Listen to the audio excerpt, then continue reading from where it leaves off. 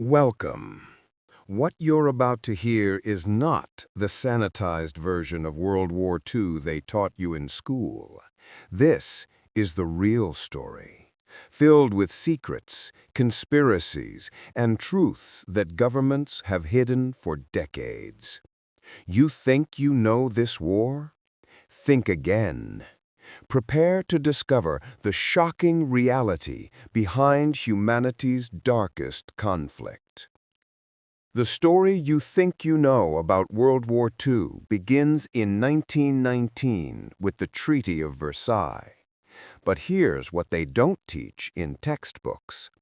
American and British banks continued lending money to Germany throughout the 1920s, knowing full well it was being used to secretly rebuild their military. Wall Street investment firms like Dillon, Reed and Company helped finance the very Nazi war machine that would later threaten democracy itself. Even more shocking, Henry Ford, the American automotive titan, was awarded the Grand Cross of the German Eagle by Hitler in 1938.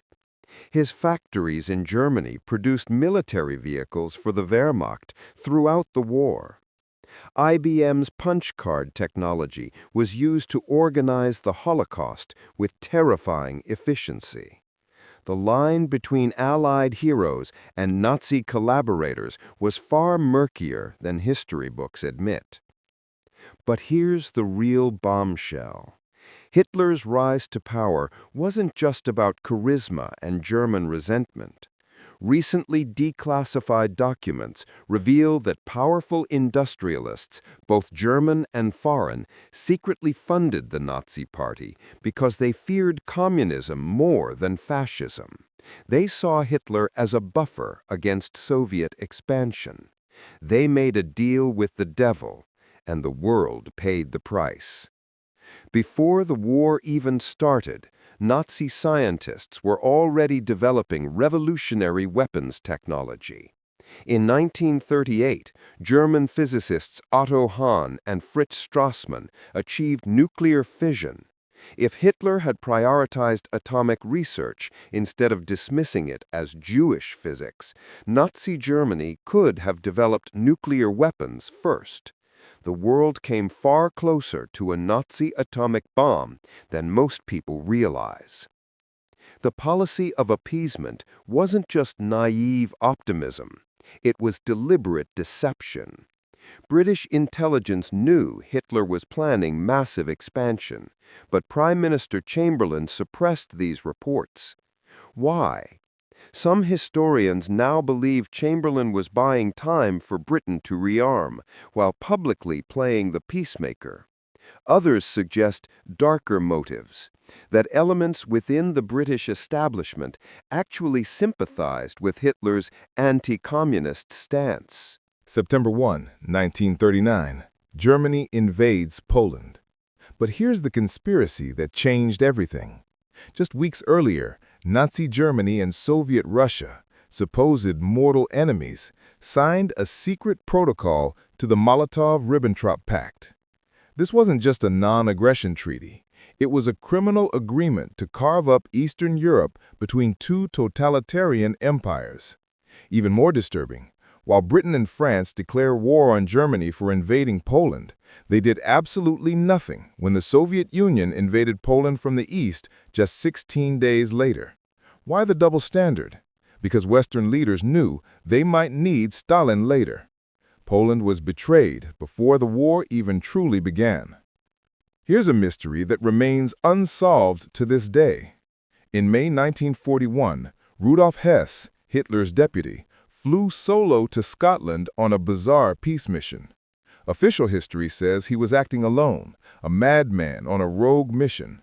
But declassified documents suggest something far more intriguing. Hess may have been attempting to negotiate a secret peace with Britain so Germany could focus entirely on invading Russia. British intelligence captured him immediately, and he spent the rest of his life in prison. What did he really know? The British government kept Hess's full interrogation records classified for over 70 years. What were they hiding? The miracle of Dunkirk in 1940 wasn't quite as miraculous as the movies suggest. Here's the shocking truth. Hitler personally ordered German panzer divisions to halt their advance, allowing over 300,000 Allied soldiers to escape. For decades, historians debated why. Some say Hitler wanted to preserve his tanks. Others believe he was following Goering's advice to let the Luftwaffe finish the job.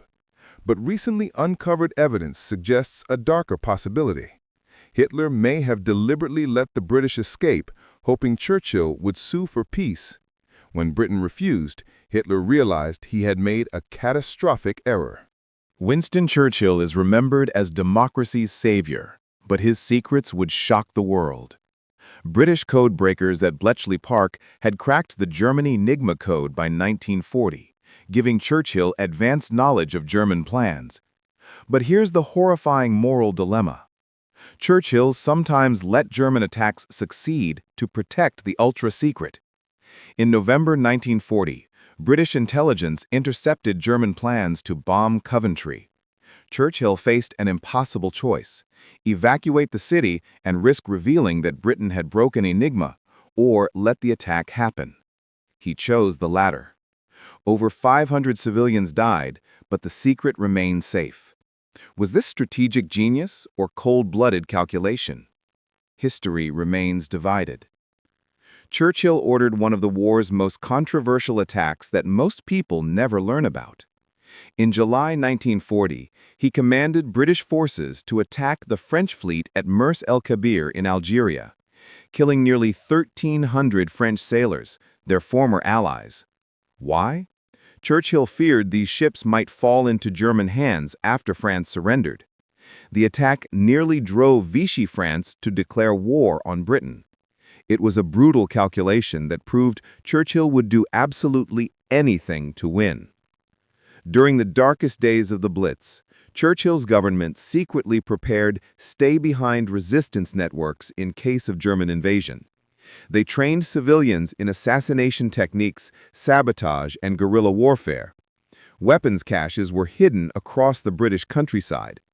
Even more shocking, they drew up lists of British citizens who would likely collaborate with the Nazis, and made plans to execute them preemptively if Germany invaded. These auxiliary units remained secret until the 1990s. June 22, 1941. Hitler launches Operation Barbarossa, the largest military invasion in history. But his motives went beyond territory or ideology. Recently discovered documents reveal Hitler's obsession with occult power and ancient artifacts. The Ahnenerbe, a Nazi research organization, was searching the Soviet Union for mystical relics that Hitler believed would grant supernatural power. While this sounds like an Indiana Jones plot, it was terrifyingly real. Nazi resources were diverted to hunt for the Spear of Destiny, the Ark of the Covenant, and even the Holy Grail. Hitler believed these artifacts would make Germany invincible. The German invasion initially seemed unstoppable, but here's what Nazi propaganda never admitted. German troops were weeks away from complete victory when Hitler made inexplicable strategic decisions. Instead of capturing Moscow when it was vulnerable, in October 1941, Hitler diverted forces to Ukraine for ideological reasons. Some historians now believe this wasn't just bad strategy, it was Hitler's deteriorating mental state. By 1941, he was taking a cocktail of drugs administered by his personal physician, Dr. Theodor Morell, including methamphetamine, opiates, and even bull testosterone. The Führer was literally making decisions while high on a pharmaceutical cocktail that would kill most people. December 7, 1941, Pearl Harbor. The surprise attack that brought America into the war. But here's the explosive controversy. Some historians argue that President Roosevelt knew the attack was coming and let it happen to overcome American isolationism. Declassified documents show the U.S. had broken Japanese codes and intercepted messages suggesting Hawaii was a target. Did Roosevelt sacrifice 2,400 American lives to justify entering the war? The debate rages on, with evidence on both sides. What's certain is that America's entry changed everything. Even more intriguing, Admiral Yamamoto, who planned Pearl Harbor, had studied at Harvard and knew America's industrial capacity. He reportedly said, "I can run wild for 6 months. After that, I have no expectation of success." He was exactly right. Japan knew they probably couldn't win, but attacked anyway. Why? Pride, desperation, and a cultural belief that death with honor was better than surrender. This wasn't just war, it was civilizational suicide. Stalingrad, the bloodiest battle in human history. Over 2 million casualties. But here's the horror they don't emphasize.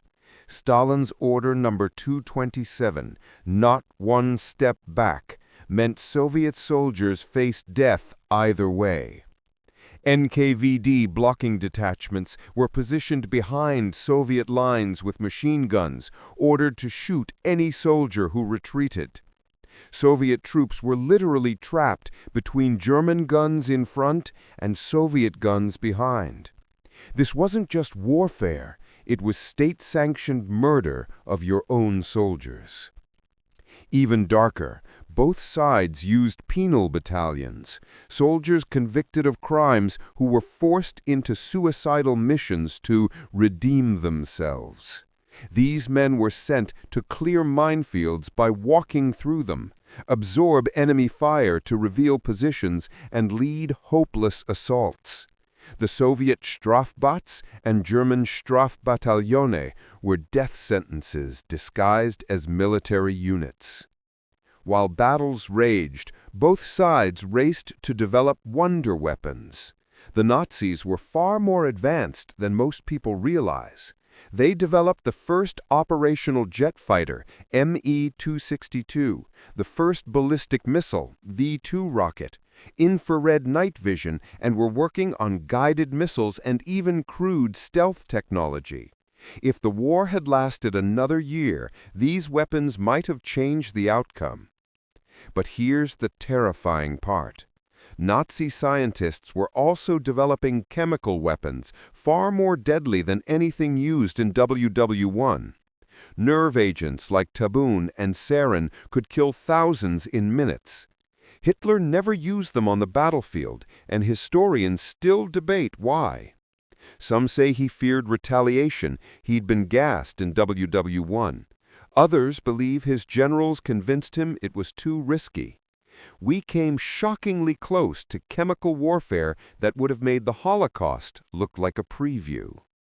Meanwhile, the Allies had their own secret weapon, mathematics. At Bletchley Park, Alan Turing and team built Colossus, the world's first programmable electronic computer to break German codes. This gave the Allies an almost supernatural advantage. They could read Hitler's mail. It is estimated that ultra-intelligence shortened the war by 2 years and saved millions of lives. Yet Turing, a homosexual, was chemically castrated by the British government after the war for gross indecency and died in 1954, possibly by suicide. The man who saved democracy was destroyed by the society he protected.